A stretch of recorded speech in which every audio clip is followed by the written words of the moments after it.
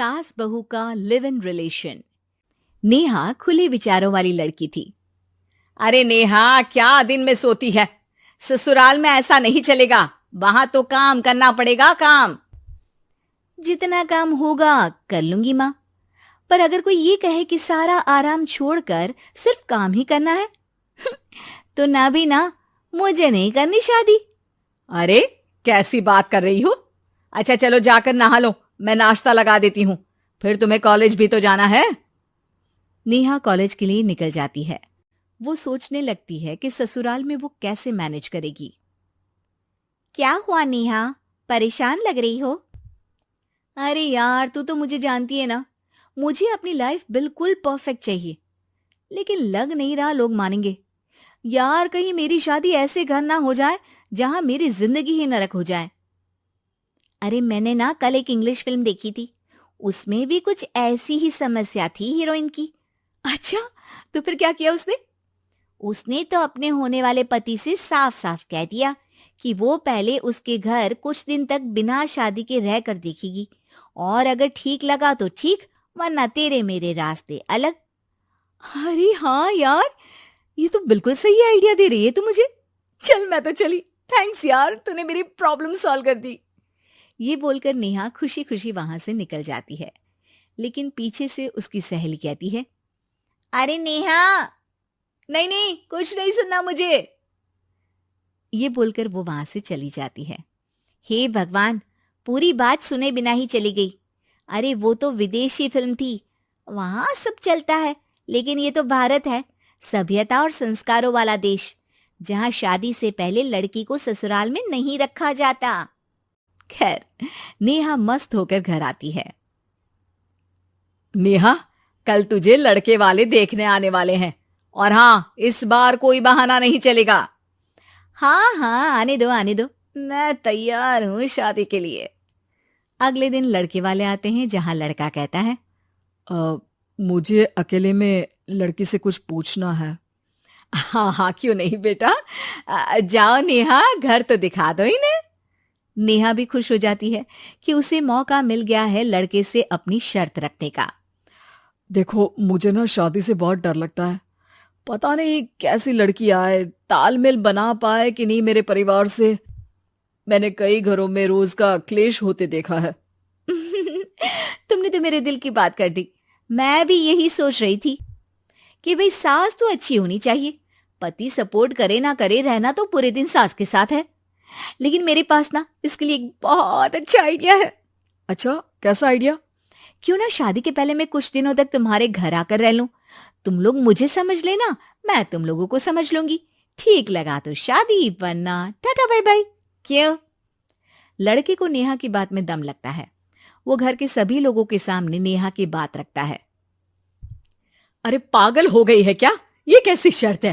अरे शादी से पहले मैं क्यों तुझे किसी और के घर भेजूंगी रहने? अरे लड़की के ख्याल तो 20 साल आगे के हैं, इतनी भी खुले विचारों वाली लड़की नहीं चाहिए हमें। अरे माँ, क्या बुरा और गलत बोल रही है ये? रहना तो हम दोनों का है ना। कल को कोई परेशानी आई तो तुम सब तो ये बोलकर निकल जाओगे कि जिंदगी तुम लोगों को ही निभानी है, तुम लोगों को जो करना है करो। तब क्या करूंगा बताओ? सबके समझाने पर वो लोग मान जाते हैं। वाह, मैं 2-3 दिनों में पैकिंग कर लूंगी, तो आकर मुझे ले जाना। और नेहा पहुंच जाती है विशाल के घर। आओ आओ, ये रहा तुम्हारा कमरा।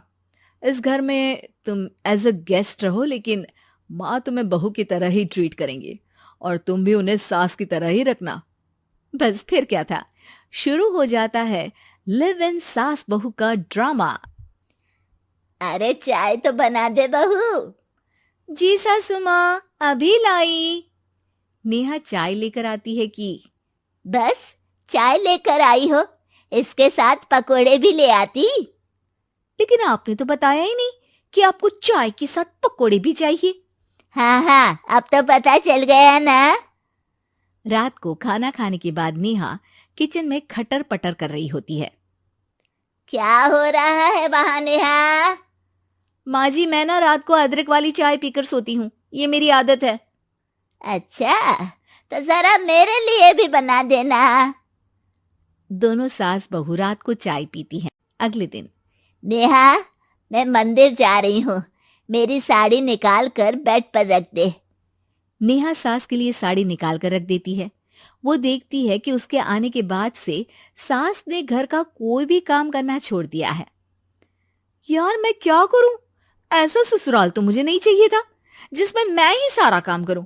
मैं तो ऐसा घर चाहती हूं जहां सास और बहू दोनों मिलकर किचन में काम करें। हे भगवान, रात को चाय पी ली, पेट में गैस बन गई, अब तो चला भी नहीं जा रहा है।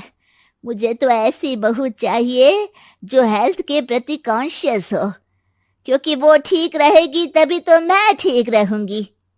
दोनों समझ जाती हैं कि वो लोग एक दूसरे के लिए नहीं बने हैं। अगले दिन, नेहा, जरा चाय तो ले आना। नेहा चाय के साथ चिला भी बनाकर ले आती है। सास खा पीकर सो जाती है। अगली सुबह, तेरी बुआ सास आ रही है, उसे मैंने तेरे बारे में बताया है। तभी वहां गंवार से एक महिला आ जाती है। चलो यहां से निकलो, कुछ नहीं है खाने के लिए, जाओ।